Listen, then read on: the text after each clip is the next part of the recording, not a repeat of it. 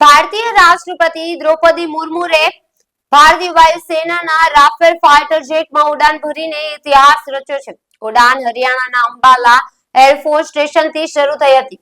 આ સાથે રાષ્ટ્રપતિ દ્રૌપદી મુર્મુએ દેશના સર્વોચ્ચ બંધારણીય પદ પર રહીને ત્રણેય સશસ્ત્ર દળોના કમાન્ડર તરીકે પણ ગૌરવ સાથે ઉડાન ભરી. પહેલી વખત કોઈ ભારતીય રાષ્ટ્રપતિ રાફેલ ફાઇટર જેટમાં ઉડાન ભરી રહ્યા છે. રાફેલ 2222 કિમી પ્રતિ કલાકની ઝડપે સુપરસોનિક સ્પીડમાં ઉડાન ભરવાની ક્ષમતા ધરાવે છે. આ પહેલા પણ ડોક્ટર એપીજે અબ્દુલ કલામ અને પ્રતિભા દેવસિંહ પાટીલ સુખોઈ જેટના ઉડાન ભરીને ઇતિહાસ રચ્યો હતો, પરંતુ રાષ્ટ્રપતિ દ્રૌપદી મુર્મુ વિશ્વની પ્રથમ મહિલા રાષ્ટ્રપતિ છે જેમને ફાઇટર જેટમાં ઉડાન ભરીને ઇતિહાસ રચ્યો છે.